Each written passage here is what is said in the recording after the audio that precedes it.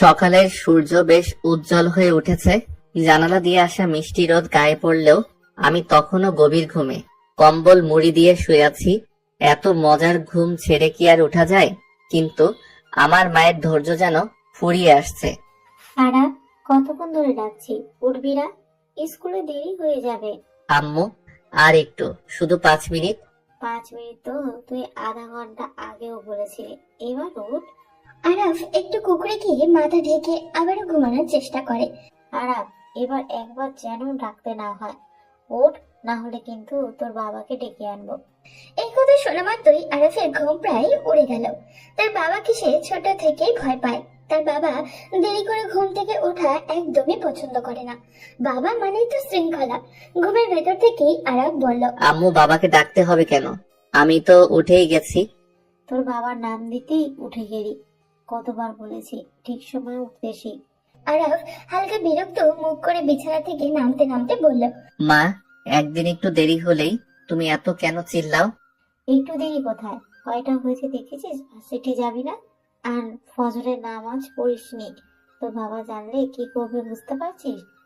আম্মু, আমার লক্ষ্মী আম্মা, প্লিজ বাবাকে বলো না আমি এখনই উঠে ফ্রেশ হয়ে আসছি। একবারে কলেজের জন্য রেডি হয়ে নিচে আসিস, আমি টেবিলে নাস্তা দিচ্ছি। আচ্ছা আম্মু। বলে আরাফ আলস্য ভেঙে উঠে ওয়াশরুমে চলে গেল ফ্রেশ হতে। আরাফ ফ্রেশ হয়নি, এর মধ্যে আমরা তার পরিচয়টা জেনে নিই। আমি তানভীর হাসান, আরা, বাবা মায়ের দুইমাত্র সন্তান। দুইমাত্র সন্তান কেন বললাম, আসলে আমার আরেকটা বড় বোন আছে, তাই বললাম। এবার কলেজ শেষ করে নতুন ভার্সিটিতে ভর্তি হয়েছি। নতুন ভার্সিটিতে ভর্তি হলে ছেলেদের মন তো একটু পাখির মতো উড়ু উড়ু করবে, একটু প্রেম প্রেম করবে। কিন্তু আমার যে বাবা, বাবার ভয়ে প্রেম করার আর সাহস করে উঠতে পারি না। কিছুক্ষণ পর ফ্রেশ হয়ে গায়ের ভার্সিটির ইউনিফর্মটা চাপিয়ে নিচে নেমে এলো সকালে নাস্তা করতে। টেবিলে তার মায়ের হাতে তৈরি গরম গরম পরোটা আর ডিম ভাজা রাখা ছিল, যা দেখে মনটা আরো ভালো হয়ে গেল। নাস্তা শেষে ব্যাগটা কাঁধে নিয়ে দরজার দিকে এগোতেই হঠাৎই পিছন থেকে তার বাবার গম্ভীর গলার ডাক দিলেন। আরাফ, শোনো। এই ডাক শুনে আরাফের পা থমকে গেল। বাবার গলা বরাবরই তার মনে এক ধরনের চাপ তৈরি করে। যদিও জানে বাবার সব কথাই তার মঙ্গলের জন্য, সে মৃদু শ্বাস ফেলে পিছু ঘুরল এবং বাবার দিকে এগিয়ে গেল। জি বাবা। ঘুম থেকে কখন উঠেছো আর ফজরের নামাজ পড়েছো? আরাফের মা কিচেন থেকে কথাটা শুনেই ঘাবড়ে গেলেন। তিনি বুঝতে পারলেন ছেলে আর চিপায় পড়েছে। তিনি কিচেন থেকে দৌড়ে এসে আরাফকে বলল, আরাফ, তুই এখন যাসনি? ভার্সিটির সময় তো পেরিয়ে যাচ্ছে, তাড়াতাড়ি যা। মায়ের এমন কথা শুনে আরাফ যেন হাঁপ ছেড়ে বাঁচলো। তাড়াতাড়ি করে বাসা থেকে বেরিয়ে ভার্সিটির উদ্দেশ্যে রওনা দিল। আরাফের বাবা তার মায়ের দিকে তাকালেন, তারপর বললেন, ওর এই অভ্যাসগুলো তোমার এই প্রশ্রয়ের কারণ হচ্ছে। ফজরের নামাজ পড়েনি, ঘুম থেকে দেরি করে উঠেছে, আর তুমি আবার ওকে বাঁচানোর জন্য এসেছো। ও এখনো ছোট, একটু ধীরে ধীরে বুঝিয়ে বলো।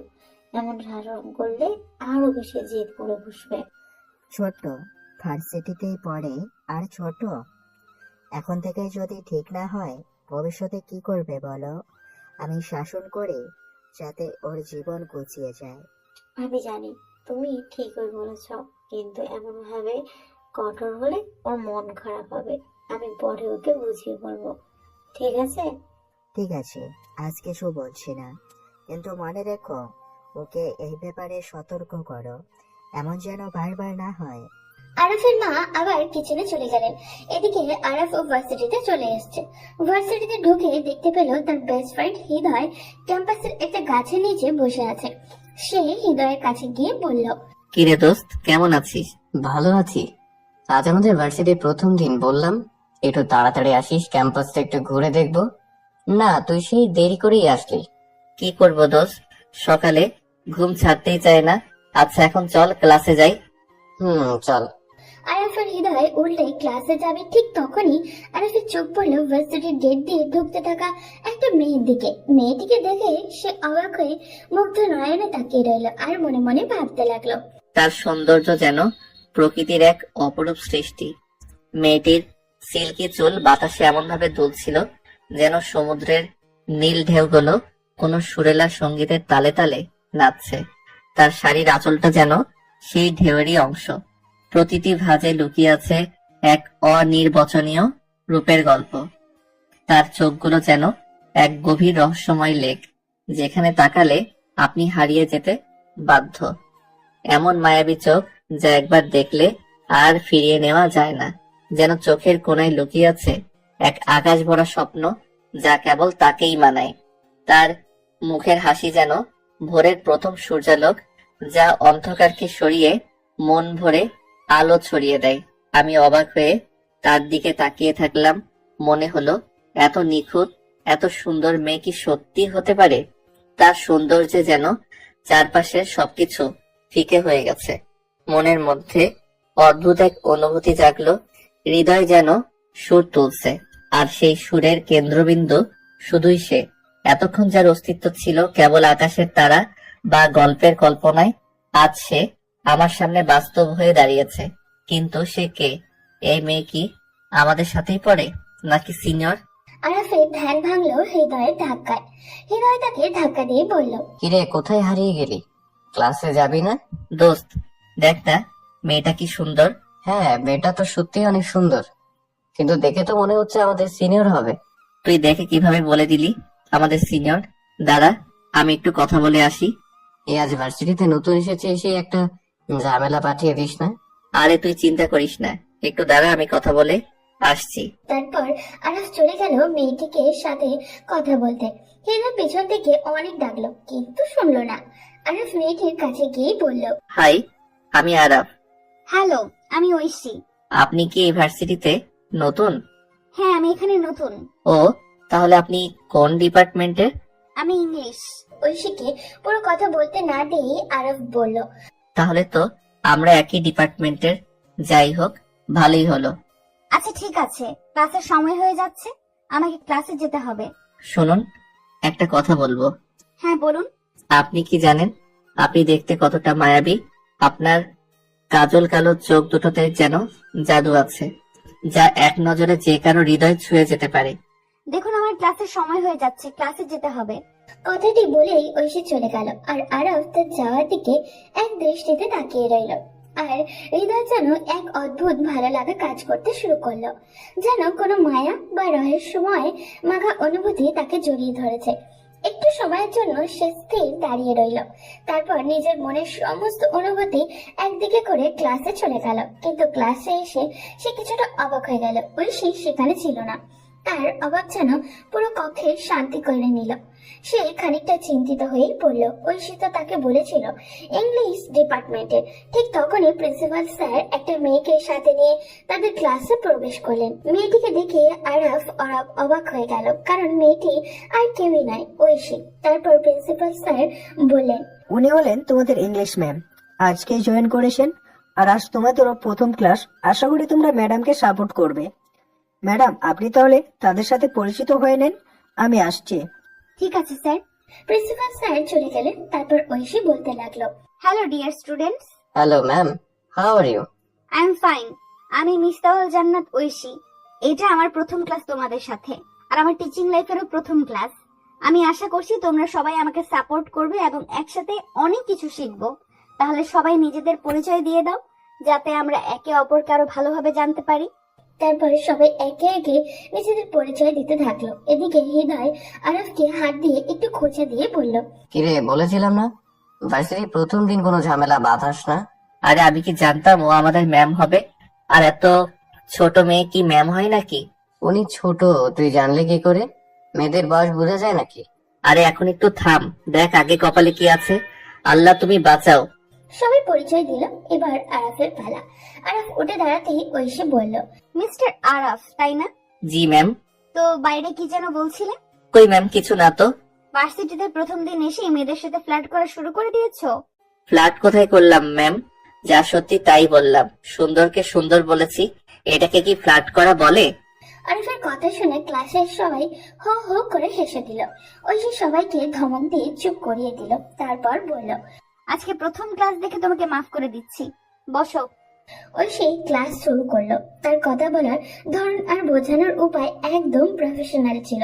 পুরো ক্লাসটাই বেশ প্রাণবন্ত হয়ে উঠল। আর তার মিষ্টি হাসি আর আত্মবিশ্বাসী আচরণে সবাই মুগ্ধ হয়ে গেল। পুরো ক্লাস জুড়ে আরাফ একদম মনোযোগ দিতে পারছিল না। তার চোখ পুরোপুরি ঐশীর উপরেই ছিল, যিনি ক্লাসে নতুন মায়াময় আলো ছড়িয়ে দিয়েছেন। ঐশীর প্রতিটি কথা, তার প্রতিটি হাসি, সবকিছুই যেন আরাফের হৃদয়ে গভীর ছাপ রেখে যাচ্ছিল। ক্লাস শেষে আরাফ ভার্সিটির গেটের সামনে তার গাড়ি নিয়ে দাঁড়িয়ে আছে ঐশীর অপেক্ষায়। ঐশী বাসায় যাবে বলে ভার্সিটি থেকে বের হলো।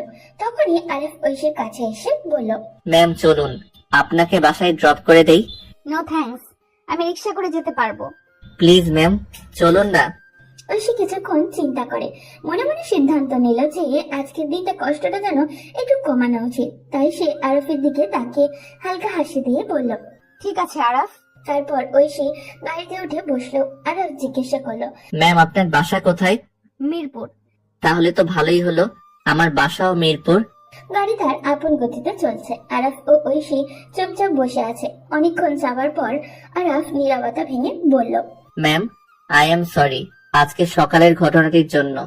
ইটস ওকে, বাট তুমি তো অনেক ভালো স্টুডেন্ট, তাহলে এরকম খারাপ ছেলেদের মতো মেয়েদের সাথে ফ্লার্টিং করো কেন? না ম্যাম, আমি সত্যি খারাপ ছেলে নই। আসলে এর আগে কখনো কোনো মেয়ের সঙ্গে এভাবে কথা বলিনি। সবসময় পড়াশোনার মধ্যেই ব্যস্ত থাকি। কিন্তু আপনাকে যখন প্রথম দেখলাম জানি না কেন আমার মনে একটা অদ্ভুত অনুভূতি হলো। আপনার সঙ্গে কথা বলতে ইচ্ছে করছিল, তাই হয়তো অজান্তেই ওরকমটা বলে ফেলেছি। আমি সত্যি দুঃখিত ম্যাম। ঠিক আছে, বুঝতে পারছি, তোমাকে ক্ষমা করে দিলাম। কিন্তু মনে রেখো তুমি একজন খুব ভালো ছাত্র, আর তোমার লক্ষ্য হওয়া উচিত মনোযোগ দিয়ে পড়াশোনা করা। পড়াশোনার মাধ্যমেই তুমি নিজের পায়ে দাঁড়াবে, একটা ভালো চাকরি পাবে, আর তখন দেখবে একজন সত্যিকারের ভালো মেয়ে তোমার জীবনে আসবে। কিন্তু মনে রেখো, এভাবে মেয়েদের সাথে ফ্লার্টিং করে বা প্রেম ভালোবাসার পেছনে সময় নষ্ট করে জীবনে সফল হওয়া সম্ভব নয়। নিজের স্বপ্ন আর ভবিষ্যৎকে গুরুত্ব দাও। জীবনে যা চাও তা অর্জনের জন্য কঠোর পরিশ্রম করো, আর তখনই তুমি আসল সুখ পাবে। কথাটা বলতে বলতে গাড়ি ঐশীর বাসার সামনে এসে থামলো। ঐশী গাড়ির দরজায় হাতল ধরে আরাফের দিকে তাকিয়ে মৃদু হাসি দিয়ে বলল, ঠিক আছে আরাফ, আজকের জন্য এখানেই শেষ করি, এবার তুমি বাড়ি যাও। ঠিক আছে ম্যাম, তবে একটা কথা বলতে চাই। বলো। আমার বাসা এখানে কাছেই। আপনি অনুমতি দিলে আমি আপনি প্রতিদিন একসাথে ভার্সিটি যেতে পারি। তার কোনো প্রয়োজন নেই, আমি একাই যেতে পারবো। ধন্যবাদ। ওকে ম্যাম, আল্লাহ হাফেজ। আল্লাহ হাফেজ। ঐশী ধীরে ধীরে তার বাসার গেটের দিকে হাঁটতে লাগলো। আরাফ তখন গাড়ির পাশেই দাঁড়িয়েছিল, তার চোখ ঐশীর দিকে। ঐশী যখন গেটের ভেতরে ঢুকতে যাচ্ছিল, হঠাৎই আরাফ পিছন থেকে বলল, ম্যাম আপনি কিন্তু সত্যি অনেক সুন্দর, রূপবতী আর মায়াবতীও। আমি কিন্তু সকালে একটা কথাও মিথ্যা বলিনি। কথাটি বলে আরাফ গাড়িতে উঠে সেখান থেকে চলে গেল। ঐশী পিছন দিকে তাকিয়ে মুচকে হাসতে লাগলো আর মনে মনে ভাবতে লাগলো, কতটা অদ্ভুত ছেলেটা, এত সরল আবার এত বুদ্ধ, কিন্তু তার কথাগুলো সত্যি আন্তরিক ছিল। এই দিনটা মনে রাখার মতো হয়ে গেল। ঐশী হাসতে হাসতে ভেতরে চলে গেল। ঐশী এইরকম হাসি দেখে তার বাবা জিজ্ঞাসা করলেন, কি রে মা, কি হয়েছে? এইরকম হাসতেছিস কেন? না বাবা, এমনি কিছু হয়নি। তুমি দুপুরে ওষুধ খেয়েছো তো? হ্যাঁ রে মা, ওষুধ খেয়েছি। ঐশী তার বাবা মায়ের একমাত্র সন্তান, তবে জন্মের সময় তার মা পৃথিবী ছেড়ে চলে গিয়েছিলেন, আর সেই শূন্যতা তাকে ছোটবেলা থেকেই বয়ে বেড়াতে হচ্ছে। বাবা ছিলেন তার পৃথিবী, কিন্তু কিছুদিন আগে একটি ভয়াবহ সড়ক দুর্ঘটনায় তার বাবা 2 পা হারান। এখন তিনি সবসময় হুইল চেয়ারেই বসে থাকেন। তার দিনগুলো কাটে বাড়ির 4 দেওয়ালের মধ্যে। ঐশীর পরিবার খুবই সাধারণ। তার বাবার আয় তেমন কিছু ছিল না, আর এখন তার উপার্জন বন্ধ। বাবার অফিস থেকে দয়া করে দেওয়া একটি ছোট বাসায় তারা থাকেন। একদিন ঐশীর বাবার কোম্পানি থেকে অল্প কিছু টাকা দেওয়া হতো, আর সেই সামান্য টাকাতেই তাদের সংসার কোনো মতে চলতো। কিন্তু দুর্ভাগ্যবশত কিছুদিন আগে কোম্পানি থেকে সেই টাকাটাও দেওয়া বন্ধ হয়ে যায়। এই পরিস্থিতিতে আর কোনো উপায় না দেখে ঐশী ভার্সিটির জবটা নেয়। তার বাবার চিকিৎসা, তাদের বাসার খরচ এবং নিত্যদিনের প্রয়োজনীয় সবকিছু এখন ঐশীর এই চাকরির আয়ের উপরে নির্ভর করে। ঐশী তার রুমে চলে গেল। তারপর ফ্রেশ হয়ে এসে তার বাবার কাছে বসলো। তার বাবা জিজ্ঞাসা করলেন, আজ তো তোমার প্রথম দিন ছিল ভার্সিটিতে, কেমন গেল? হ্যাঁ বাবা, আজ আমার প্রথম দিন। একটু নার্ভাস ছিলাম, কিন্তু দিনটা মোটামুটি ভালোই কেটেছে। আমার মেয়ে তো খুব সাহসী, ঠিকঠাক সব সামলে নিয়েছো, তাই না? সামলে নিয়েছি, কিন্তু ক্লাসের ছেলেমেয়েরা খুব কিউরিয়াস। সবাই যেন আমার প্রতিটি কথার উপর চোখ রাখছিল। মনে হচ্ছিল আমি যেন পরীক্ষা দিচ্ছি। তাদের দোষ দিচ্ছিস কেন? তুই যে অনেক মিষ্টি আর গুছিয়ে কথা বলিস, সবাই তো মুগ্ধ হবে। ও বাবা, এইসব প্রশংসা রেখে দিন। তবে একটা কথা বলি, সত্যিই ক্লাস নিতে মজা লেগেছে। পড়ানোর সময় মনে হলো আমি সত্যিই কিছু একটা করতে পারছি। শোনবা, তুই এখন শুধু একজন মেয়ে নস, তুই আমার ভরসা, আমার শক্তি। তুই যে দায়িত্ব নিয়েছিস সেটা খুব বড়, কিন্তু কখনো ভয় পাস না, আমি জানি তুই পারবি। ঐশীর চোখে জল এসে গেল। সে বাবার হাতটা শক্ত করে ধরলো আর বলল, বাবা, আমি চেষ্টা করব, তোমাকে আর কোনোদিন কোনো কষ্ট পেতে দেব না। ঐশীর কথা শুনে তার বাবা আর নিজেকে ধরে রাখতে পারলেন না। তিনি কাঁপা কাঁপা হাতে ঐশীকে জড়িয়ে ধরলেন। ঐশীর চোখ থেকে কয়েক ফোঁটা অশ্রু ফসকে পড়ে গেল। পরিবেশ একেবারে নীরব হয়ে গেল। শুধু তাদের ভালোবাসার নিঃশব্দ ভাষা চারপাশে ছড়িয়ে পড়ল। এদিকে আরাফ বাসায় গিয়ে ফ্রেশ হয়ে কিছুক্ষণ শুয়েছিল। তার ক্লান্ত শরীর আর ভার্সিটির প্রথম দিনের উত্তেজনা মিলিয়ে কখন যে ঘুমিয়ে পড়েছে সে নিজেও জানে না। প্রায় রাত তখন 10টার দিকে তার ঘুম ভাঙলো। আরব ঘুম থেকে উঠে কিছুক্ষণ বিছানায় বসে থাকলো। তারপর ধীর পায়ে নিচে নামলো। ডাইনিং টেবিলে গিয়ে দেখলো তার মা রাতের খাবার আয়োজন করেছে। মা, এত রাতে খেতে দিচ্ছ কেন? আগে ডাকলে তো পারতে। তোর ঘুমটা এমন গভীর ছিল, ডাকতে মন সায় দেয়নি।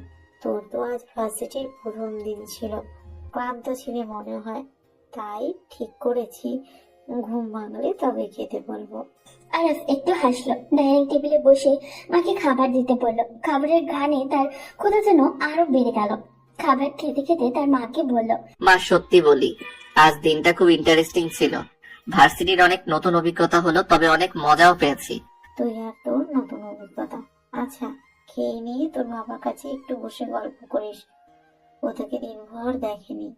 আরব খাবার খেতে খেতে মায়ের কথাগুলো শুনছিল আর তার মনে আজকের দিনে নানান ঘটনা ঘুরপাক খাচ্ছিল, বিশেষ করে ঐশীর সঙ্গে কাটানো মুহূর্তগুলো। সে কথাগুলো ভাবছিল আর মিটমিট করে মনে মনে হাসছিল। তার এই হাসি দেখে তারপর তার বোন ও তিশা বলল, কি রে আরাফ, এভাবে মিটিমিটি হাসছিস কেন? কি হলো? কই কিছু না, এমনি। তিশা একটু মুচকে হাসলো, যেন কিছু একটা বুঝে গেছে। তারপর বলল, এমনি এমনি তো আর হাসবি না, ডাল মে কুছ কালা লাগ রা হে। তুই ভার্সিটির প্রথম দিন কারোর প্রেমে পড়লি নাকি? আর তাড়াতাড়ি মাথা নেড়ে দিল, কিন্তু মুখের লাজুক হাসিটা আটকে রাখতে আর পারল না। আপু, এসব কি বলিস? কিছু না, আমি তো স্রেফ নতুন পরিবেশে একটু আলাদা মজা পাচ্ছি। আচ্ছা, বুঝেছি। আচ্ছা বল, কে সেই লাকি মেয়ে, কার প্রেমে পড়েছিস? আরে কিছু না, ভার্সিটিতে নতুন বন্ধু হয়েছে, তাই মনে একটু ভালো লাগছিল।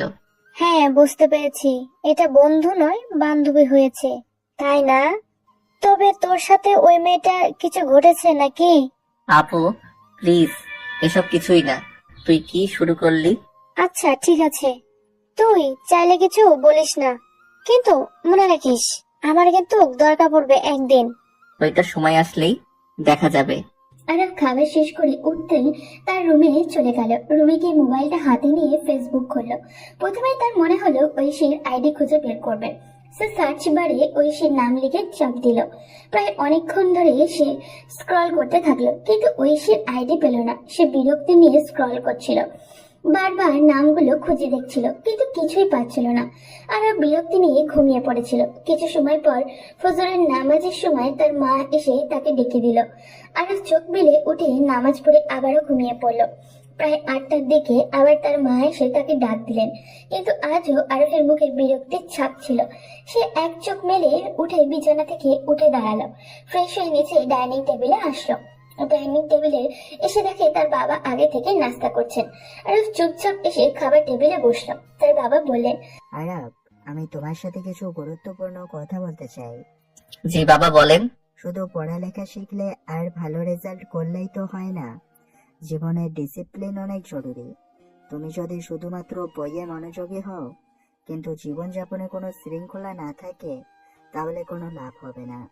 তুমি যেভাবে জীবনযাপন করছো এটাকে তো কোনো ডিসিপ্লিন বলা যায় না। সময়ের কোনো মূল্য তুমি জানো না, কাজগুলোতে কোনো মনোযোগ নেই, কাজটা শেষ করার পরে পরবর্তী কাজের প্রতি আগ্রহ বা যত্ন নেই। তাহলে এখন আমাকে কি করতে হবে বাবা? তুমি পড়াশোনায় মনোযোগের সাথে সাথে প্রতিটি কাজের প্রতি মনোযোগ দাও। সঠিক সময় সঠিক কাজটা করতে শিখো। জীবনকে একটা লক্ষ্য দিয়ে চলো। যদি এমন ভাবে চলতে থাকো তাহলে শুধু পড়াশোনায় ভালো হওয়া নয়, জীবনের প্রতিটি ক্ষেত্রে সফল হতে পারবে। তোমার ভবিষ্যতের জন্য এই শৃঙ্খলা অনেক জরুরি। বাবা, বুঝতে পারছি। তুমি যদি এখন এই ডিসিপ্লিন শিখে নিতে না পারো, তাহলে তুমি আমার ব্যবসা কিভাবে পরিচালনা করবে? আমি তো চাই তুমি শুধু পড়াশোনায় ভালো না হয়ে একজন ভালো মানুষ হও, যে নিজের কাজগুলো সঠিকভাবে করতে জানে, এবং একদিন আমার জায়গায় এসে তুমি এই ব্যবসা সফলভাবে চালাতে পারো। আচ্ছা ঠিক আছে, এবার তুমি একটু থামো, ছেলেটাকে খেতে দাও। আমি কেন ছেলেকে এরকম কথা বলছি তুমি জানো আরাফের মা? তুমি জানো আমি জীবনে কত কষ্ট করে এই সফলতা অর্জন করেছি।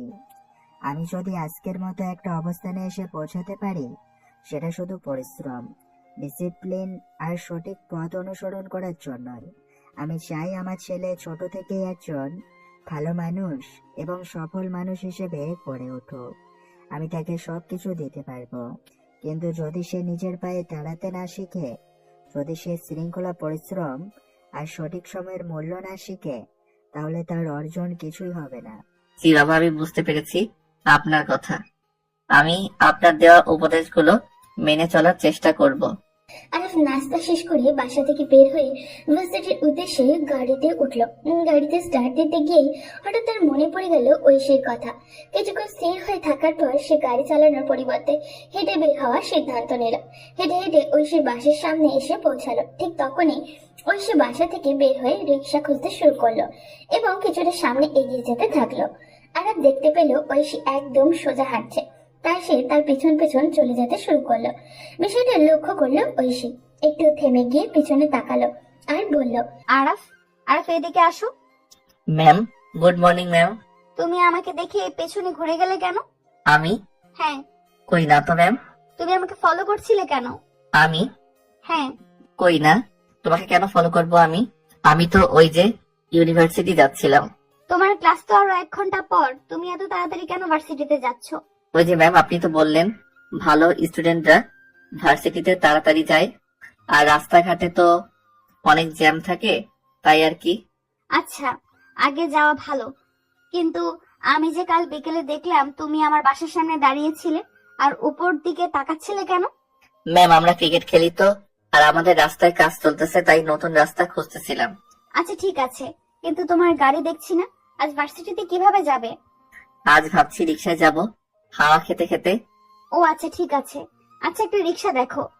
রিক্সা ঢাকার কথা শুনে আরাফের মনটা যেন আনন্দে ভরে উঠল। তার মনে হলো আজ সে ঐশীর সঙ্গে একই রিক্সায় যাবে। সেই ভাবনায় তার মুখে এক মিষ্টি হাসি ফুটে উঠল। সে দ্রুত একটি রিক্সার ডাক দিল আর ঐশী রিক্সায় উঠে বসে। আর রিক্সায় উঠে পাশে বসে যেতে যাচ্ছিল, কিন্তু তখনই ঐশী তার দিকে তাকিয়ে বলল, আরাফ, সামনে থেকে আমার একটা ফ্রেন্ড উঠবে, তো তুমি আরেকটা রিক্সা নিয়ে চলে আসো, আর ভার্সিটিতে দেখা হবে। Good bye. এই কথাটা শুনেই আরিফের সমস্ত আনন্দ যেন এক মুহূর্তেই উড়ে গেল। সে কিছুক্ষণ চুপ করেছিল, তারপর আরিফ আরেকটা রিক্সা নিয়ে ভার্সিটিতে চলে গেল। ভার্সিটিতে গিয়ে দেখলো রিয়াদ এখনো আসেনি, তাই সে রিয়াদকে কল করলো। হ্যালো রিয়াদ, কই তুই? কেন, আমি তো বাসায়। ভার্সিটিতে আসবি না?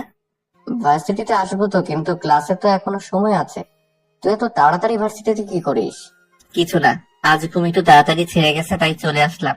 তুই চলে আয় তাড়াতাড়ি, আমি অপেক্ষা করছি। আচ্ছা ঠিক আছে, আমি আসতেছি।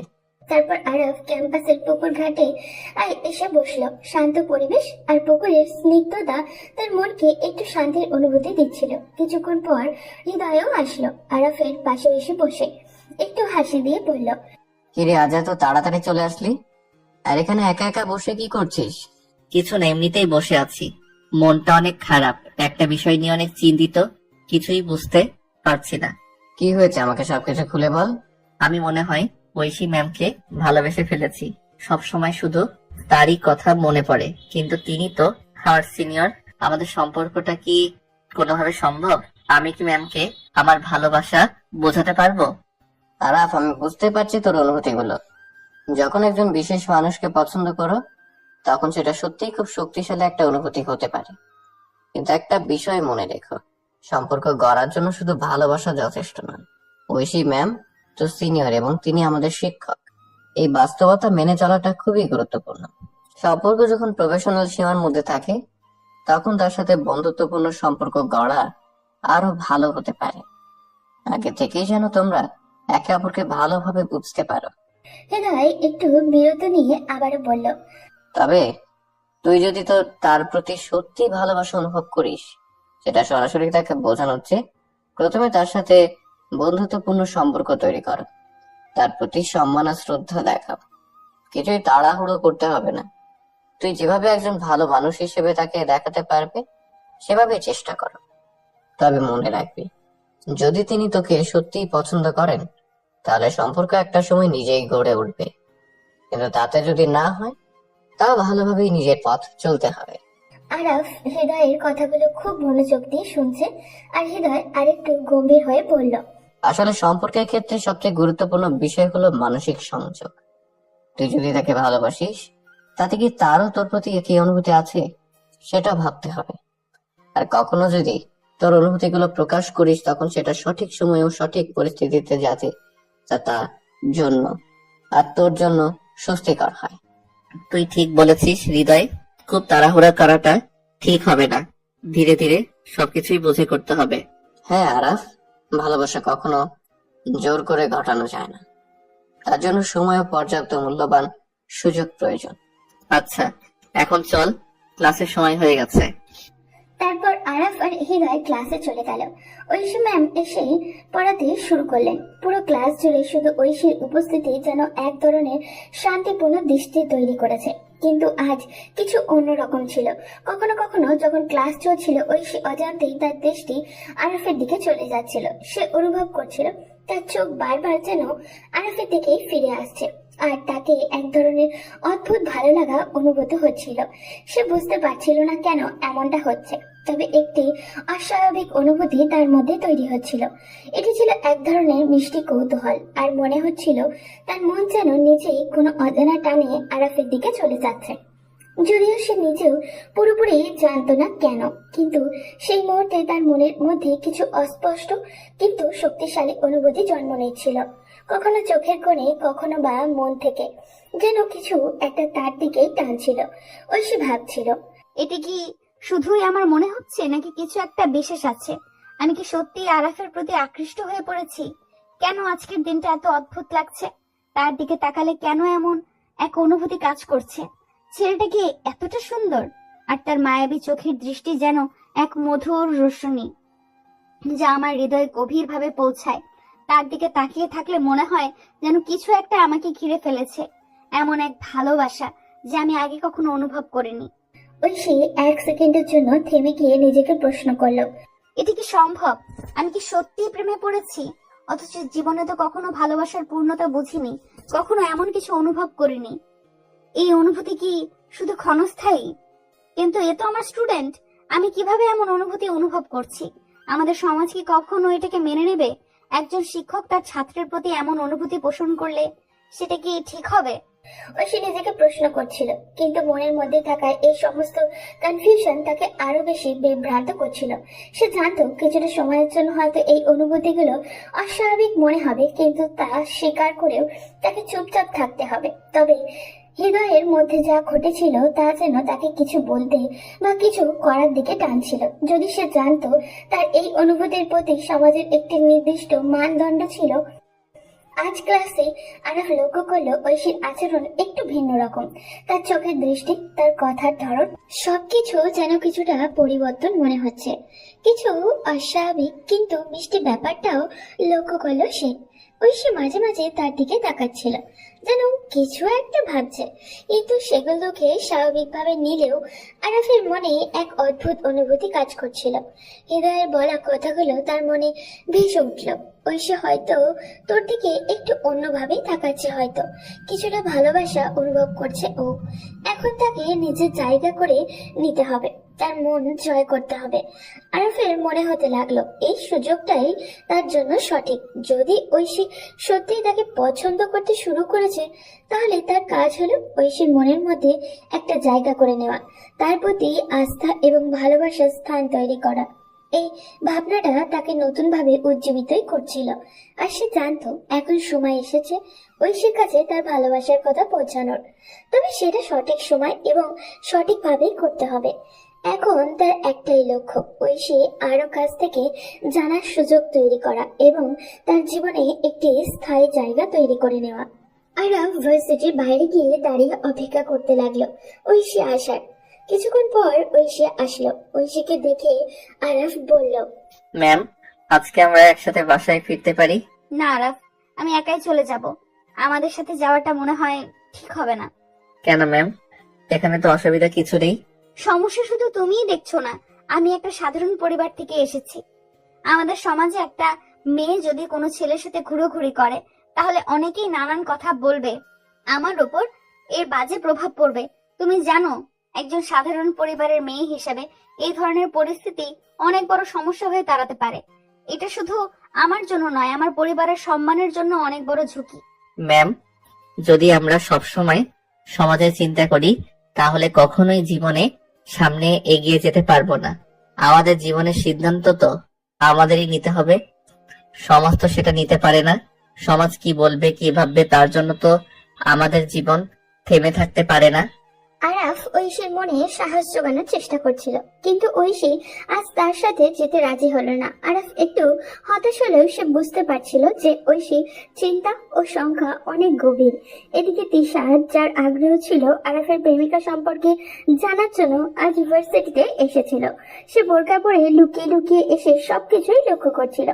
আরাফ তাকে চিনতে পারেনি, তবে তিশার সবকিছু শুনে নিয়েছিল। ঐশী রিক্সা নিয়ে তার বাসার দিকে রওনা হলো, আর আরাফ হৃদয়কে সাথে নিয়ে কিছু সময়ের জন্য ঘুরতে বের হয়ে গেল, যেন তার মনটা একটু ভালো হয়। তিশাও এক রিক্সা নিয়ে ঐশীর পিছু পিছু চলতে লাগলো। অনেকটা রাস্তা পার হওয়ার পর তিশা রিক্সা থামিয়ে ঐশীকে ডাকলো। এরপর সে বলতে লাগলো, হ্যালো, আমি তিশা। হ্যালো, আমি ঐশী। তা আপনি কে? আপনাকে চিনতে পারলাম না। আমি আরাফের বড় বোন। তাই ভাবে রাস্তা আটকালেন, কিছু কি বলবেন? হ্যাঁ, তোমার সাথে একটু কথা বলতে চেয়েছিলাম। আমরা কি কোথাও বসতে পারি? ওকে, কোনো সমস্যা নেই। এই সামনে একটা কফি শপ আছে, আমরা ওখানেই বসি। চলো। তারপর তিশা আর ঐশী ওই কফি শপে চলে গেল। কফি শপে গিয়ে একটা টেবিলে বসলো দুজন। তারপর তিশা ঐশীকে জিজ্ঞাসা করলো, ঐশী, তুমি কি অর্ডার করবে? আপু, আসলে আমি কিছু খাবো না। তা কি করে হয়? কিছু অর্ডার করো, একটা কফি নাও। ঠিক আছে, তাহলে একটা ক্যাপাচিনো অর্ডার দিয়ে দিন, অল্প চিনি দিয়ে। Excuse me, yes ma'am, tell me. One cappuccino with little sugar and one black coffee without sugar. আপু, এখন বলেন কি বলবেন। তুমি আমাকে আফু বলে ডাকছো কেন? আমরা তো সমবয়সী হব। তুমি আমাকে তুমি করেই বলো। ওকে, ঠিক আছে, এবার বলুন। কিছুদিন ধরে আরাফের মধ্যে আমি কিছু চেঞ্জ লক্ষ্য করেছিলাম, তাই আজ একটু ফলো করার সিদ্ধান্ত নেই। এবং তোমাদের কিছু কথাবার্তা শুনলাম। কথাবার্তা শুনে মনে হলো তোমরা দুজন দুজনকে পছন্দ করো। আমার ধারণাটা কি ঠিক? আমি জানি আরাফ আমাকে পছন্দ করে এবং হয়তো সে আমাকে ভালোবাসে, কিন্তু আমি এখনো নিশ্চিত না। আমার মনে হয় আমি তাকে ভালোবাসি, কিন্তু কখনো সঠিকভাবে নিজেকে বুঝতে পারছি না। যখন তাকে দেখি বা যখন তার সাথে কথা বলি, আমার হৃদয়ে অন্যরকম একটা অনুভূতি নিয়ে ভরে ওঠে। তার পাশে থাকতে ভালো লাগে, তবে কি সেটা আসলেই ভালোবাসা, আমি নিশ্চিত হতে পারছি না। ঐশী, তুমি যা অনুভব করছো সেটা অনেকটাই স্বাভাবিক। ভালোবাসা কখনো একে অপরকে বুঝতে বোঝাতে আসে না, বরং সেটা সময়ের সাথে সাথে গভীর হয়। তুমি যখন আরাফের পাশে থাকো, যখন তার সাথে কথা বলো, তোমার হৃদয়ের অনুভূতি যে অনুভব করে সেটা খুবই মূল্যবান। আর সেটাই বোঝায় যে তুমি ও আরাফকে ভালোবাসো। একে অপরকে ভালোবাসলে আর পছন্দ করলেই কি সবকিছু হয়? আরাফ আমার স্টুডেন্ট, আমি তার থেকে বয়সে বড়, আর তাছাড়া আমি একটা সাধারণ পরিবারের মেয়ে। ভালোবাসা কখনো বয়স থেকে হয় না। তুমি হয়তো জানো, বলিউডের অভিনেতা শাহিদ কাপুর তার থেকে 13 বছর বড় মেয়ে মীরা রাজপুতকে বিয়ে করেছেন। মীরা রাজপুত ছিলেন একজন সাধারণ ঘরের মেয়ে, কিন্তু তাদের ভালোবাসা এ সম্পর্কে সব বাধা পেরিয়ে গিয়েছে। কিন্তু আমাদের জীবনটা তো আর বলিউড না, বলিউডের মতো তো আর আমাদের জীবন চলে না। আমাদের সমাজ, পরিবেশ সবকিছু আলাদা। সবকিছু কি মানিয়ে নেওয়া সম্ভব? মানিয়ে নেওয়া সম্ভব, যদি আমরা নিজেদের মতন ভালো থাকতে চাই, জীবনে কিছু সিদ্ধান্ত আমাদের নিজের, আর যখন যেটা সত্যি অনুভূতি ভালোবাসা নিয়ে হয়, তখন কিছুটা সাহস লাগে, আর বাকিটা সময়ের উপর নির্ভর করে। ঐশী কিছুক্ষণ চুপ করে থাকে। তিশার কথাগুলো তার মনের গভীরে পৌঁছে যায়, যেন এক অদৃশ্য শক্তি তাকে প্রেরণা দেয়। তার মনে এক অদ্ভুত সাহস সঞ্চারিত হয়। মনে মনে ভাবতে থাকে, হ্যাঁ, জীবনের কিছু গুরুত্বপূর্ণ সিদ্ধান্ত তো আমাকে নিজেই নিতে হবে। আমি যদি সত্যি তার জন্য ভালোবাসা অনুভব করি, তাহলে সমাজ বা পরিবেশ আমাকে থামাতে পারবে না। ঐশীর মনের মধ্যে এক নতুন আশা জাগে, যেন তার ভালোবাসার পথটা আরেকটু পরিষ্কার হতে শুরু করেছে। ঐশীকে অনেকক্ষণ চুপ করে থাকতে দেখে তিশা আবারও বলতে লাগলো, আমার ভাইটা খুব সহজ সরল, তবে মাঝে মাঝে একটু দুষ্টামি করে, কিন্তু তার মধ্যে একটা অসীম ভালোবাসা লুকানো থাকে। মানুষের প্রতি তার একটি দুর্বলতা রয়েছে। এমন মনের মানুষ যদি তুমি জীবন সঙ্গী হিসাবে পাও, তাহলে আমি নিশ্চিত তোমার জীবন হবে সুখী। তুমি এমন একজন সঠিক মানুষকে পাশে পাবে, যার সঙ্গে তোমার বাকি জীবনটুকু কাটানো যাবে। ঐশী এখনো চুপ করেই আছে, কোনো কথা বলছে না। তিশা আবারও বলল, আমার মনে হয় এখন আমাদের একটু সময় নিয়ে চিন্তা করা উচিত। তুমি তোমার বাসায় গিয়ে নিজ থেকে ভাবো, নিজের মনের সঙ্গে বোঝো, সত্যিই কি তুমি আরাফকে ভালোবাসো। তারপর আমাকে জানাও, আর বিশ্বাস রাখো আমি তোমাদের পাশে আছি, তোমাদের সাপোর্ট করতে প্রস্তুত। আমি চাই আমার ভাই জীবনে একজন ভালো মানুষের সুখে থাকতে পারুক। ঠিক আছে, আমি তোমার সব কথাই মাথায় রাখবো। আমাকে একটু সময় দাও, আজকের রাতটা নিজের মতো কাটাতে চাই। কালকে আমি তোমাকে জানিয়ে দেব। ওকে, ঠিক আছে, তোমার মোবাইল নাম্বারটা আমাকে দাও। 017-592। আচ্ছা, আজ তাহলে আসি। আল্লাহ হাফেজ। আল্লাহ হাফেজ। তারপর তিশা আর ঐশী যে যার বাসায় ফিরে গেল। ঐশী বাসায় ঢুকতেই তার বাবা লক্ষ্য করলেন আজ তার মুখটা যেন একটু অস্বাভাবিক দেখাচ্ছে, কেমন চিন্তা আর উদাস। তিনি আদর ভরা কণ্ঠে ঐশীকে ডেকে বললেন, কি রে মা, তোর মুখটা এমন কেন? কিছু হয়েছে নাকি? না বাবা, কিছু হয়নি, সারাদিন কাজের প্রেশারে একটু ক্লান্ত লাগছে। মারে, ছেলে মেয়েরা কি বাবা মায়ের কাছ থেকে কিছু লুকাতে পারে? বাবা মারা তাদের সন্তানের মুখ দেখায় সবকিছু বুঝে যায়। তোর কিছু একটা হয়েছে আমাকে বল। বাবা, তুমি আমার সবচেয়ে ভালো বন্ধু, আমার কিছু হলে তোমাকে সবার আগে জানাবো। আচ্ছা ঠিক আছে, যা রুমে গিয়ে ফ্রেশ হয়ে খাবারটা খেয়ে নে। ঠিক আছে বাবা। ঐশী রুমে গিয়ে একটুখানি বিশ্রাম নিল। কিছুক্ষণ পর সে ওয়াশরুমে চলে গেল শাওয়ারের নেওয়ার জন্য। শাওয়ারটা ছেড়ে তার নিচে চুপচাপ বসে রইল। ঠান্ডা পানির ধারায় এসে তাকে ঐশীর মনে যেন হাজারো চিন্তার ভিড়। এখন কি করা উচিত, এই প্রশ্নটা ঘুরপাক খাচ্ছে তার মাথায়। আরাফের সঙ্গে সম্পর্কটা কি এগিয়ে নিয়ে যাওয়া উচিত, নাকি এটাই ঠিক হবে না? ঐশী বুঝতে পারছে সে তো আরাফের থেকে বয়সে বড়। ভার্সিটিতে যদি বিষয়টা জানাজানি হয়ে যায় তাহলে ব্যাপারটা কেমন হবে। এদিকে আরাফের প্রতি তার ভালোবাসা প্রতিনিয়তই বেড়ে চলেছে। অন্যদিকে এই সম্পর্কের সামাজিক প্রভাব তাকে ভাবিয়ে তুলছে। সিদ্ধান্তহীনতায় ঘেরা ঐশী সময়ের হিসেবে ভুলে শাওয়ারের নিচে বসে থাকে। বেশ কিছুক্ষণ পর বাবার ডাকে তাকে বাস্তবে ফিরে আনলো। ওসির এতক্ষণ ধরে বাথরুমে কি করছিস? ঠান্ডা লেগে যাবে তো। ঐশী তার বাবার আওয়াজে হকচকিয়ে ওঠে। শাওয়ার সেরে তাড়াতাড়ি কাপড় পরিবর্তন করে বাইরে বেরিয়ে এলো। তারপর কিচেনে এগিয়ে সকালের খাবারগুলো একটু গরম করলো। সবকিছু শেষ করে সে রুমে ফিরে এলো। সারাদিনের কাজের ক্লান্তি আর মন জুড়ে থাকা চিন্তাগুলো যেন তাকে আরো ভারাক্রান্ত করে তুলেছে। বিছানায় গিয়ে বালিশে মাথাটা ছোঁয়াতেই যেন শরীর আর মনের ক্লান্তি একসঙ্গে জড়িয়ে ধরলো। কিছু বুঝে ওঠার আগে গভীর ঘুমে তলিয়ে গেল ঐশী। এদিকে সন্ধ্যা ঘড়িয়ে রাত প্রায় 9টা। আরাফ এখনো বাসায় ফিরলো না। তিশার মনে অস্বস্তি বাড়তে শুরু করলো। আরাফ তো কখনো এত দেরি করে বাসায় আসে না, তাহলে কি কিছু হয়েছে? তার মনে নানান দুশ্চিন্তার ভিড় জমতে লাগলো। শেষমেশ আর ধৈর্য রাখতে না পেরে তিশা ফোন তুলে আরাফকে কল দিল। হ্যালো। আরাফ, তুই কোথায়? এত রাত হয়ে গেল, এখনো বাসায় আসলি না? মা বাবাও তো চিন্তা করছে। এই তো আপু, আমি হৃদয়ের সাথে মুভি দেখতে চলে আসছিলাম, এখনই বাসায় আসতেছি, আধা ঘন্টা লাগবে। আচ্ছা ঠিক আছে, তাড়াতাড়ি চলে আয়।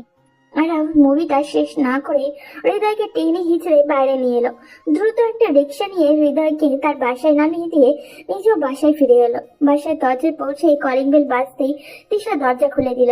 তিশা প্রথমেই আরফের দুশ্চিন্তায় ভরা অস্বস্তি মাখা মুখটা দেখে একটু মজা পেয়ে গেল। ভিতরে ভিতরে হাসি লুকিয়ে রেখে ভাবলো এবার ভাইয়ের সাথে একটু মজা করা যাক। তিশা বলল, আরাফ, তুই আমার সাথে রুমে চল, তোর সাথে কিছু গুরুত্বপূর্ণ কথা আছে। আরাফ এক মুহূর্ত স্তব্ধ হয়ে তিশার দিকে তাকিয়ে রইল। তার চোখ মুখে অস্বস্তি স্পষ্ট। তিশার এমন অভিনয় দেখে সে কিছুটা হতবাক হলেও তিশার অভ্যন্তরীণ মজাটা টের পেল না। তারপর সে তিশার সাথে রুমে চলে গেল। রুমে গিয়ে তিশা বলল, মেয়েটাকে কোন মেয়েটা? তুই কি মনে করছিস আমি কিছুই জানি না? আজ আমি লুকিয়ে তোদের সব কথা শুনেছি। মেয়েটাকে দেখে তো তোর সিনিয়র মনে হয়। হ্যাঁ, মেয়েটা আমার ইংলিশ ম্যাম হয়। আরে আরাফ, তোর ম্যামের প্রেমে পড়ে গেছিস? এটা জানলে তো আব্বু তো তোকে বাড়ি থেকে বের করে দেবে। কি বলছিস তুই? আব্বুকে বলার দরকার কি? আরে আমি বলবো না তো কে বলবে? একটা ছেলে নিজের ম্যামের প্রেমে পড়া, এটা যদি জানাজানি হয় তো পুরো পাড়া হাসবে। ও আপু, প্লিজ এভাবে কথা বলিস না। আমি জানি এটা ঠিক হয়নি, কিন্তু আমি তো ইচ্ছা করে করিনি। আচ্ছা, তুই কি জানিস তোর ম্যামের বয়স কত? উনি তোদের স্যারদের সাথে চা খেতে যান। চা খেতে যান মানে? কি বলছিস তুই? ওনার বয়স কি এত বেশি? আরে না, উনি চা খেতে যান সেটা বললাম। যা, তুই একটু বেশি দুশ্চিন্তা করিস। তুই এমন করছিস কেন? ছোট থেকে বড়দের ভালো লাগে সেটা ভালো, কিন্তু নিজের ম্যামকে? আমি তো জানতাম না শুরুতে উনি আমাদের ইংলিশ ম্যাম হবেন। আচ্ছা, তুই কি জানিস ম্যামের যদি বিয়ে হয়ে যায় তোর কি হবে তখন? উনি তো তোকে পড়া শেখাবেন আর তুই চুপচাপ মন ভাঙা নিয়ে বসে থাকবি। জানি না, হয়তো পড়াশোনা বন্ধ করে দিব। আচ্ছা, তুই যদি ওনার সামনে প্রপোজ করিস আর উনি না করে দেন তখন কি করবি? তা তো জানি না, কিন্তু আমি চেষ্টা করব। তোর এই অবস্থা দেখে আমার দুঃখ লাগছে না, বরং মজা লাগছে। তোর ম্যামের প্রেমে পড়া নিয়ে নাটক বানানো যাবে। আপু, তুই কি সত্যি এসব নিয়ে হাসছিস? না না আরাফ, আমি তো তোর পাশেই আছি। ম্যাম যদি না বলে দেয় চিন্তা করিস না, আমি তোকে অন্য ম্যামের কাছে নিয়ে যাব। তুই আমাকে সান্ত্বনা না দিয়ে মজা করছিস? আরে না, আমি তোর পক্ষে আছি। ঠিক আছে, আগে দেখি কি হয়। আরে ভাই, কি মিষ্টি রোমান্টিক তুই। একদিন তোকে নিয়ে গল্প লিখবো, ছাত্র যখন ম্যামের প্রেমে পড়ে। কথাটা বলে তিশা আরাফের রুম থেকে বেরিয়ে আসলো আর আরাফ ওয়াশরুমে চলে গেল। শাওয়ার সেরে সে নিচে গিয়ে রাতের খাবারটা তাড়াতাড়ি শেষ করলো। খাবার শেষ করে আবার রুমে ফিরে এলো। রুমে এসে মোবাইলটা হাতে নিয়ে ফেসবুক খুললো। আজও তার মাথায় ঘুরপাক খাচ্ছিল ঐশী। আবার সে ঐশীর নামটা সার্চ দিতে শুরু করলো। কয়েকটা আইডি স্ক্রল করার পর হঠাৎ একটি আইডি তার চোখ আটকে গেল। আইডিতে ঢুকতে তার মন আনন্দে নেচে উঠলো। এটা ঐশীর আইডি। অনেক খুঁজে পেয়ে তার মন যেন উচ্ছ্বাসে ঢেউ বইতে লাগলো। মুহূর্তই দেরি না করে সে ঐশীকে ফ্রেন্ড রিকোয়েস্ট পাঠিয়ে দিল, কিন্তু অপেক্ষার পরও ঐশী ফ্রেন্ড রিকোয়েস্ট অ্যাকসেপ্ট করলো না। তার ধৈর্য যেন ফুরিয়ে যাচ্ছিল। অবশেষে সে সাহস করে ডিরেক্ট ঐশীকে মেসেজ করলো। Hi ma'am. হ্যালো, ম্যাম কেমন আছেন? ভালো আছি। তুমি আমার আইডি কোথায় পেলে? অনেক খোঁজাখুঁজির পর আপনার আইডিটা পেলাম। কিছু বলবে? না ম্যাম, এমনিতেই মেসেজ করলাম আপনার খোঁজ খবর নেয়ার জন্য। খোঁজ খবর তো কাল ভার্সিটিতে গেলেও নিতে পারবে, এইভাবে রাতে মেসেজ করে কি দরকার? Sorry ma'am. শোনো, পড়াশোনায় মনোযোগ দাও, সামনে তোমার ফাইনাল এক্সাম। ভালো রেজাল্ট করা ভীষণ গুরুত্বপূর্ণ। এইভাবে আমার পেছনে সময় নষ্ট করা বন্ধ করো। নিজের ভবিষ্যৎ নিয়ে একটু সিরিয়াস হও, বুঝেছো? আরব কথাটা শুনে সে একবার থমকে গেল। মুখে আর কোনো কথা এলো না। চুপচাপ থেকে গেল অনেকটা সময়। মনে হলো তার আকাশে কালো মেঘ জমে গেছে আর তার স্বপ্নগুলো বৃষ্টি হয়ে একে একে ভেঙে পড়ছে। তার মাথায় ভীষণ যন্ত্রণা শুরু হয়েছে, যেন চিন্তার ভারে দম বন্ধ হয়ে আসছে ওর। কোনো কিছুই আর পরিষ্কারভাবে ভাবতে পারছিল না। ক্লান্ত শরীর নিয়ে বিছানায় গিয়ে বালিশে মাথা রাখতেই এক গভীর নিঃশব্দ ঘুমের অতলে তলিয়ে গেল। পরদিন সকালে ঐশী ভার্সিটির উদ্দেশ্যে রওনা দিল। মনটা অদ্ভুতভাবে অস্থির ছিল, কারণ সে চিরাচরিত ভাবে আজও আরাফের খুঁজতে লাগলো, কিন্তু আশেপাশে চোখ বুলিয়ে আরাফের দেখা পেল না। আরাফ সেদিন ইউনিভার্সিটিতে যায়নি। সারাটা দিন ঐশীর মন যেন অজানা এক অভাববোধে ভরে গেল। তার দুই চোখ শুধু আরাফকেই খুঁজে ফিরল, কিন্তু কোথায় দেখা মিলল না। এভাবে কয়েকটা দিন কেটে গেল। এই কয়েকটা দিন আর ইউনিভার্সিটিতে আসেনি। প্রতিদিন ঐশী যেন এক অদৃশ্য আকর্ষণে আরাফকে খুঁজে বেড়াচ্ছিল, কিন্তু আরাফের অনুপস্থিতি তার মনের মধ্যে থাকা এক ধরনের শূন্যতা আর অস্বস্তিতে তৈরি করে যাচ্ছিল। একা একা বসে ঐশীর মনে হতে লাগলো, কোথায় গেল আরাফ? সে কি ইচ্ছে করেই আসছে না, নাকি কিছু হয়েছে? কেন জানি মনে হচ্ছে আমার কিছুই ভালো লাগছে না। আমার এমন লাগছে কেন? তাহলে কি সত্যি আমি আরাফকে ভালোবাসি? আমি কি শুধু আরাফের সেই দুই চোখের মায়ায় পড়ে গেছি? এমন অস্পষ্ট অনুভূতি যেন তার হৃদয়ে ঘুরপাক খাচ্ছিল, আর সে কোনোভাবেই তার সত্যিকারের অনুভূতিগুলো বুঝে উঠতে পারছিল না। ঐশী ইউনিভার্সিটি থেকে বেরিয়ে একটা রিক্সা নিয়ে সোজা বাসায় চলে এলো। বাসায় ঢুকতেই তার বাবা মেয়ের মলিন মুখ দেখে কিছুটা চিন্তিত হয়ে মেয়ের অবস্থা দেখে মনে মনে টেনশন শুরু করলেন। তিনি উদ্বেগে মেয়েকে ডাক দিলেন। পৌসি, এদিকে আয় মা, আমার পাশে একটু বস। হ্যাঁ বাবা, বলো, কিছু কি বলবে? তোর মুখ দেখে বোঝা যাচ্ছে তোর কিছু একটা হয়েছে। বাবা মায়েরা সন্তানের মুখ দেখে সব বুঝে যেতে পারে। তুই তো আমাকে তোর সবচেয়ে ভালো বন্ধু মনে করিস, তাহলে আমাকে সবকিছু খুলে বল, কি হয়েছে তোর? ঐশী এবার কিছুটা আবেগময় হয়ে পড়ল। তার চোখে অজান্তেই জল চলে এলো। কষ্ট আর চাপের ভেতরে থেকে নিজেকে সামলাতে না পেরেও সে ভেঙে পড়ল। বাবার দিকে তাকিয়ে তার কণ্ঠে অনেকটা দুঃখ এবং হতাশা মিশে গেল। ঐশী বলতে লাগলো, বাবা, আমি একটা ছেলেকে পছন্দ করি, কিন্তু সমস্যা হচ্ছে ছেলেটা আমার স্টুডেন্ট আর বয়সও অনেক ছোট। আমি কিছুতেই তাকে বলতেও পারছি না, কিন্তু আমার মধ্যে এক অজানা ভালোবাসা আর মায়া বেড়ে চলেছে। আমি কি করব কিছুই বুঝতে পারছি না। ঐশীর কথা শুনে তার বাবা একটু মুচকে হাসলেন, তারপর মেয়েকে বলতে লাগলেন, শোন মা, ভালোবাসা কোনো সাদা কালো বড় ছোট বিষয় না। ভালোবাসা আসে মনের গভীর থেকে। এটা কোনো কিছুর সীমা মানে না। কখন কাকে ভালো লেগে যায়, ভালোবাসা এক অদ্ভুত মায়া। এটা এমন একটা অনুভূতি যা মানুষ কখনো একেবারে নিয়ন্ত্রণ করতে পারে না। ভালোবাসা মানুষকে এক অদৃশ্য বাঁধনে বেঁধে রাখে, এবং সে বাঁধন থেকে বেরিয়ে আসা সহজ নয়। ঐশী বাবা একটুখানি থেমে তার চোখের গভীর দৃষ্টি নিয়ে আবারও বললেন, তুমি এখন কি চাও সেটা ঠিক করতে হবে তোমাকেই। ছেলেটা ছোট নাকি বড় সেটা আসলে বড় ব্যাপার নয়। বড় ব্যাপার হলো তুমি তাকে মন থেকে ভালোবাসো কিনা, আর সে কি ঠিক তেমন ভাবেই তোমাকে ভালোবাসে। যদি তুমি সত্যি মনে করো যে তুমি তাকে ভালোবাসো, তাহলে তোমাকে সে অনুভূতির দিকে এগিয়ে যেতে হবে। তবে মনে রেখো, আমি সব সময় তোমার পাশে আছি। তুমি যা সিদ্ধান্ত নেবে আমি তাতে তোমার সঙ্গে আছি। তার বাবা এসব কথা ঐশীকে অনেকটাই শান্ত করলো, যেন তার হৃদয়ে এক ধরনের শক্তি এসেছে। বাবার প্রতি আস্থা এবং ভালোবাসা অনুভব করে ঐশী ভাবতে লাগলো, তাহলে কি আমি সত্যিই তাকে ভালোবাসি? যদি হ্যাঁ, তাহলে কি আমাকে এগিয়ে যাওয়া উচিত? ঐশী আর কোনো কিছু না ভেবে সোজা রুমে চলে গেল। কিছু সময় একা থাকতে চাইলো সে। ফ্রেশ হয়ে এসে কাপড় চেঞ্জ করে মনটাকে কিছুটা ঠান্ডা করার চেষ্টা করলো। তারপর হাতে ফোন নিয়ে তিশাকে কল করলো। তিশা ফোনটা রিসিভ করে বলল, হ্যালো ঐশী, কেমন আছো? হ্যালো তিশা, আলহামদুলিল্লাহ আমি ভালো আছি। তুমি তো আর কিছুই জানালে না আমাকে। আমি অনেক চিন্তা ভাবনা করে দেখেছি এবং আমি সত্যি আরাফকে ভালোবাসি। তবে মাঝে মাঝে মনে হয় আমার মধ্যে কিছু সংশয় রয়েছে। আমি জানি আমি একটা সাধারণ পরিবারের মেয়ে। তোমাদের বাবা মা কি আমাদের এই সম্পর্ক মেনে নেবে? ঐশী, তুমি এসব নিয়ে একদম চিন্তা করো না।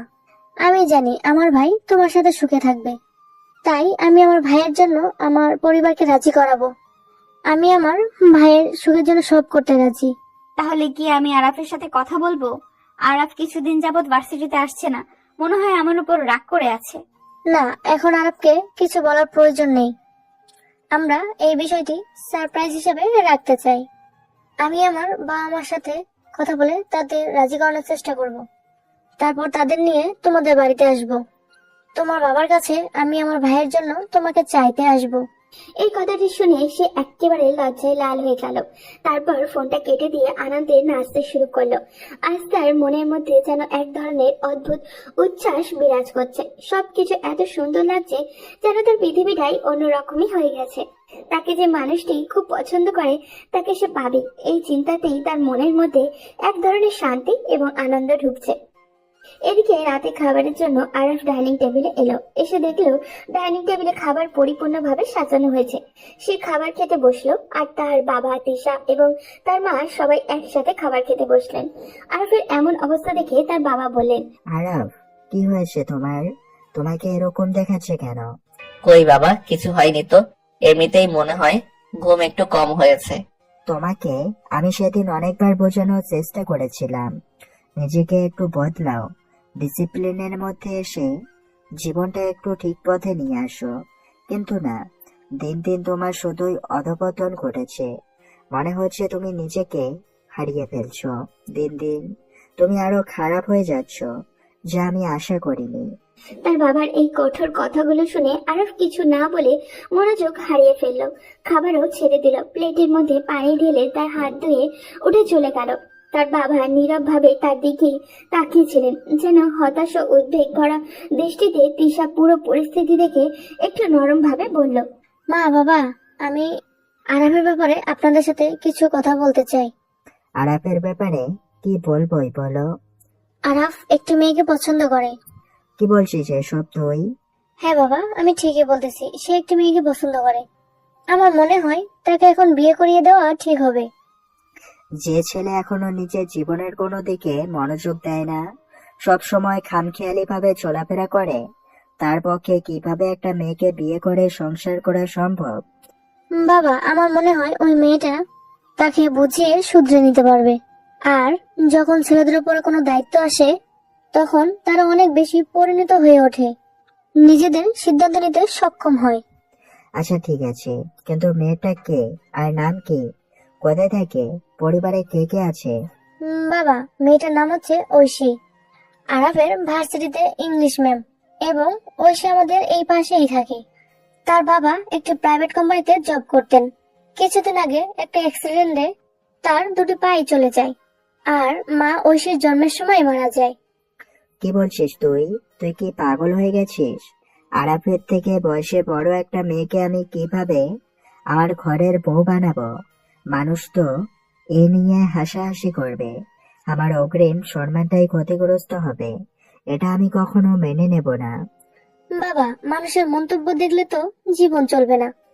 তুমি যখন তোমার ব্যবসা শুরু করেছিলে, তখন কি এই সমাজের মানুষ তোমার পেছনে হাসাহাসি করেনি? কিন্তু আজ দেখো তুমি কোথায় পৌঁছেছো। আর যারা তোমাকে নিয়ে হাসাহাসি করেছিল, তারা এখনো একই জায়গায় দাঁড়িয়ে আছে। আর ঐশীর সাথে আমি কথা বলেছি, মেয়েটা সত্যি অনেক ভালো, এবং আমি বিশ্বাস করি এই মেয়ে আমার ভাইয়ের জীবনে আসে, সে সুখী হবে, সে তার জীবনকে আরো সুন্দরভাবে সাজাতে পারবে। তিশার কথা শুনে তার বাবা একটু চিন্তায় পড়ে গেলেন। অনেকক্ষণ নীরব থেকে তারপর তিশাকে বললেন, তুই ঠিক বলেছিস মা, আমারও মনে হয় এই সিদ্ধান্তই আমাদের আরাফের জন্য ভালো হবে। ঠিক আছে, আমরা ঐশীর বাসায় যাব এবং তার বাবার সাথে কথা বলবো। তুই ঐশীর সাথে কথা বলে একটা ডেট ঠিক করে ফেল। ঠিক আছে বাবা। এরপর তিশা ঐশীকে ফোন করে সবকিছু খুলে বলল।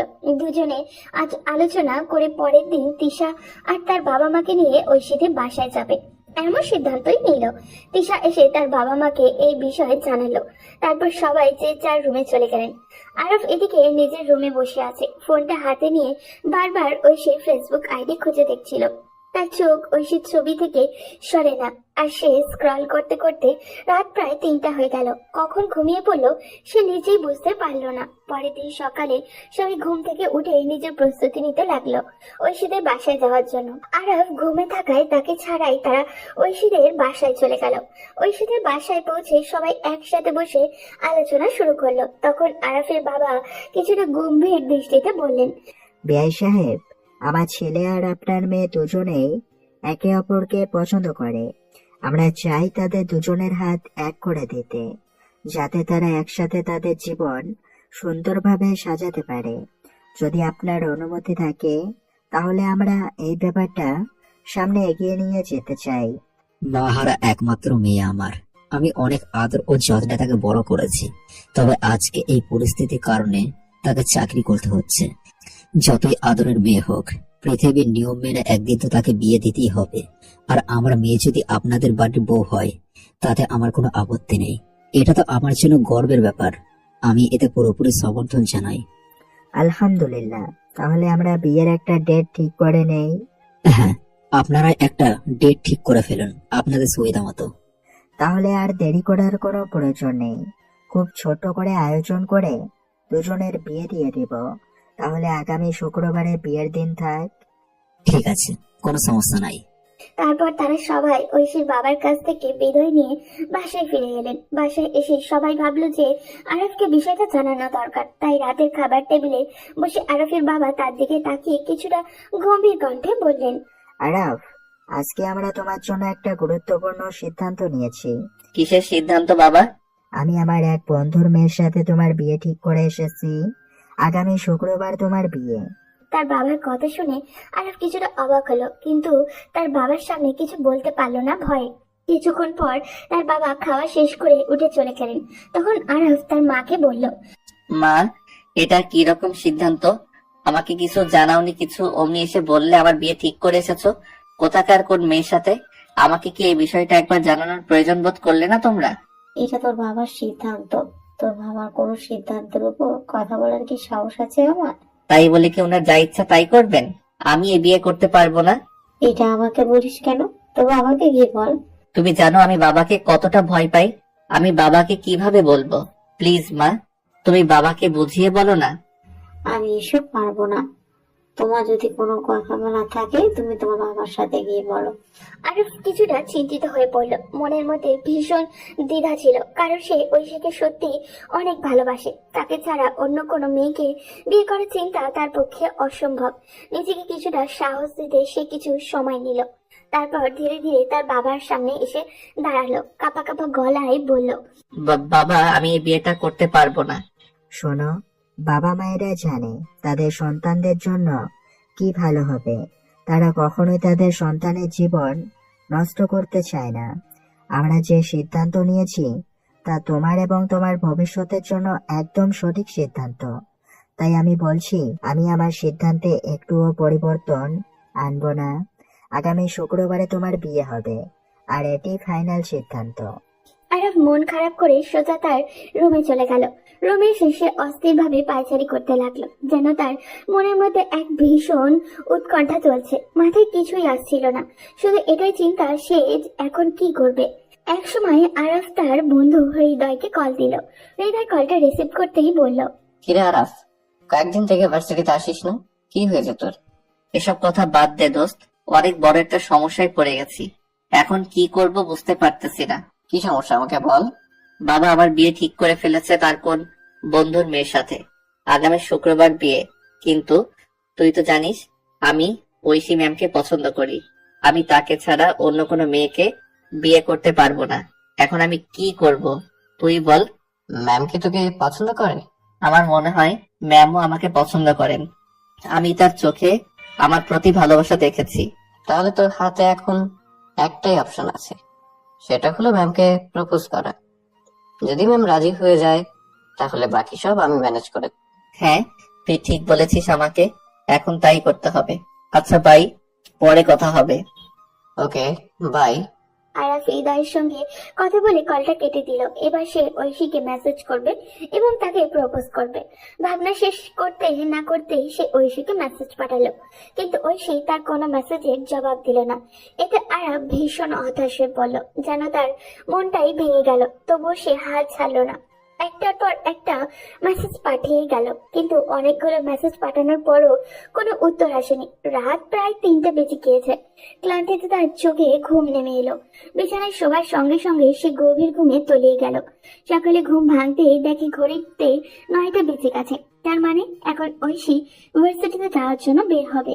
কোনো কিছু আর না ভেবে তাড়াহুড়ো করে রেডি হয়ে সে সরাসরি ঐশী বাসার নিচে গিয়ে দাঁড়ালো। কিছুক্ষণ অপেক্ষার পর ঐশী নিচে নেমে এলো। ঐশীকে সামনে আসতে দেখে আরব সাহস করে তার সামনে গিয়ে দাঁড়ালো এবং বলল, ম্যাম, জাস্ট একটা কথা বলবো। জাস্ট একটা কথা বলার জন্য আমি এখানে আসছি। ম্যাম, একটু সময় নিব। আরাফ, তুমি আমার বাসার নিচে কেন আসছো? সরি ম্যাম, বাসার নিচে আসার জন্য জাস্ট একটা কথা বলার জন্য আসছি। এটা কোনো রিজন হলো? তুমি কথা বলার জন্য এভাবে আমার বাসার নিচে চলে আসবে? ম্যাম, জাস্ট একটা কথা ম্যাম। ওয়েট, তার আগে তুমি এটা বলো কাল রাতে তুমি আমাকে এতবার কেন মেসেজ দিয়েছো? ম্যাম, আপনাকে জাস্ট একটা কথা বলার জন্য আমি কাল রাত থেকে একটুও ঘুমাইনি। শোনো, আমি তোমাকে কিছু কথা বলি। তুমি তোমার পার্সোনাল লাইফে কি করছো না করছো সেটা জানা তো আমার কোনো প্রয়োজন নেই। Please ma'am. ওকে, বলো। বাট আপনি আমাকে প্রমিস করতে হবে, আমার কথাগুলো শোনার পর আপনি ঠিকঠাক মতো ক্লাস নিবেন, ঠিকঠাক মতো ভার্সিটিতে যাবেন। তোমার কথা শুনতে হলে এখন আমাকে প্রমিস করতে হবে যে আমি ক্লাসে যাব কি না। আরাফ, তুমি বলো কি বলতে এসেছো, ছটপট বলো, আমার অনেক কাজ আছে। Ma'am, I love you. আমি সিরিয়াসলি আপনাকে ভালোবাসি। প্রথম দিন যখন আপনাকে দেখি সেদিনই আমি আপনাকে মন থেকে ভালোবেসে ফেলি। আমার জীবনের প্রতিটি মুহূর্তে, প্রতিটি ভাবনায় আপনি আছেন।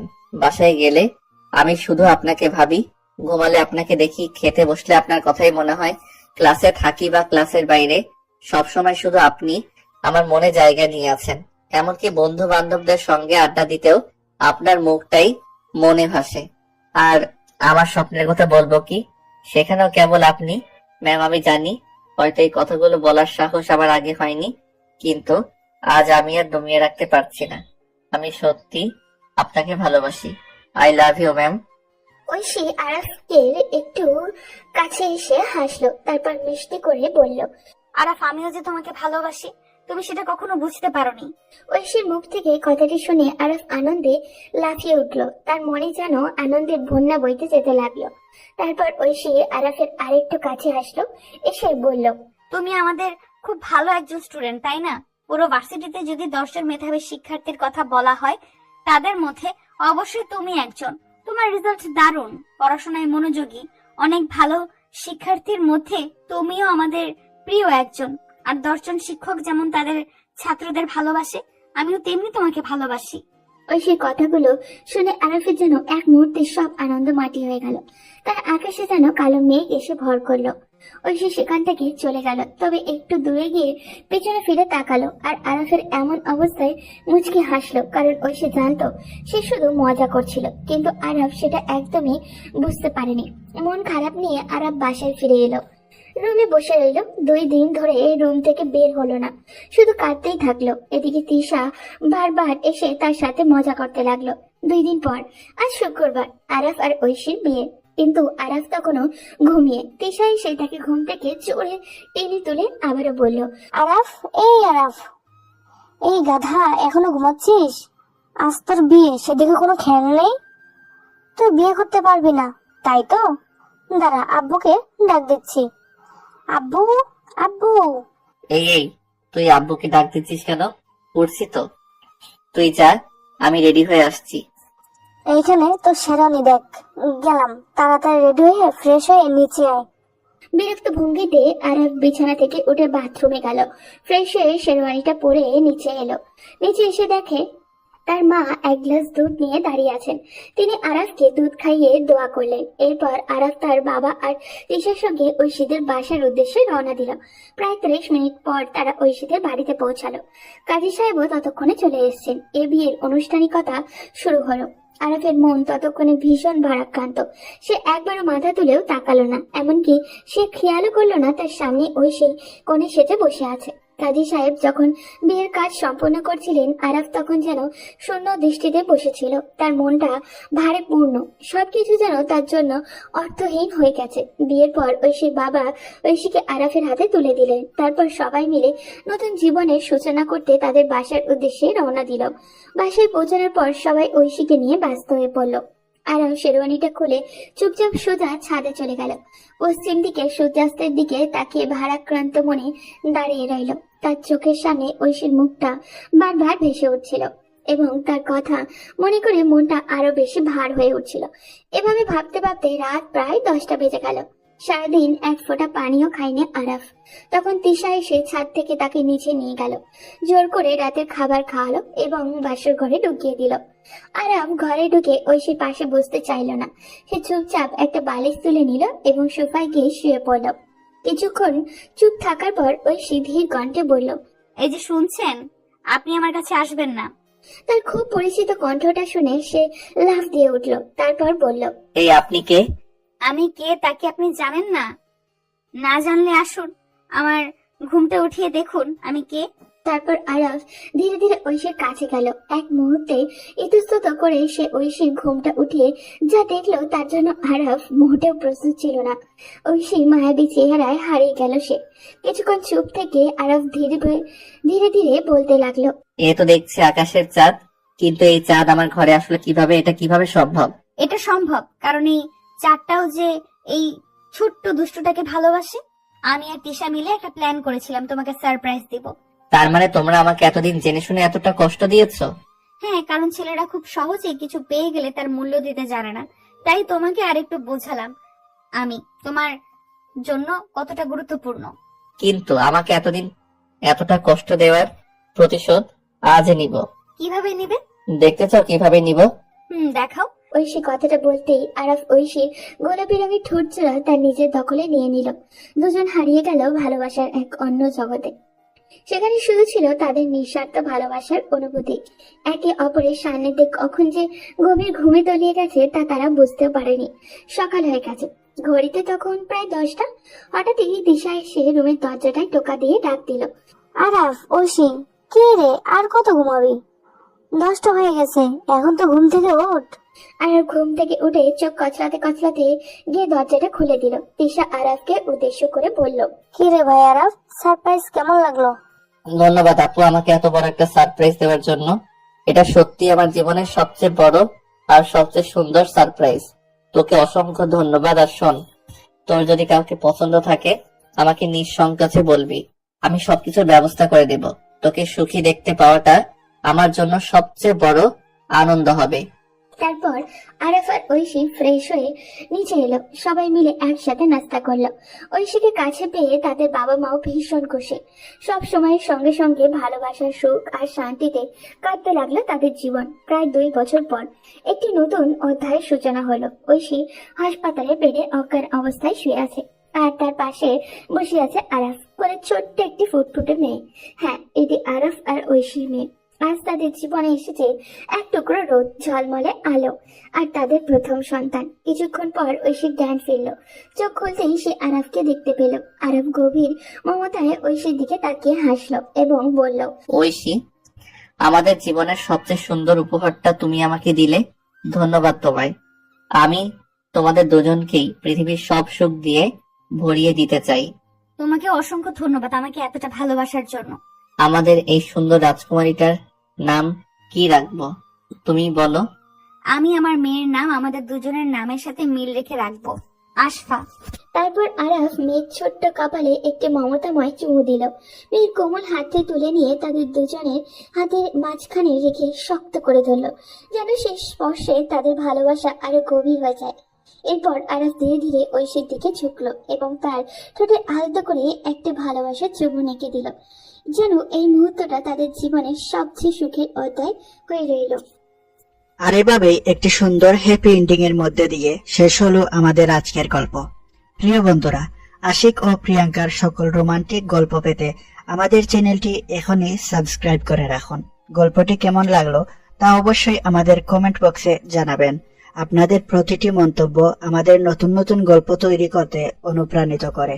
আমাদের গল্প শুনতে সময় দেওয়ার জন্য সবাইকে অসংখ্য ধন্যবাদ। আবারও দেখা হবে নতুন কোনো গল্পে। সেই পর্যন্ত ভালো থাকুন, সুস্থ থাকুন, ভালো রাখুন নিজের ভালোবাসার মানুষটিকে।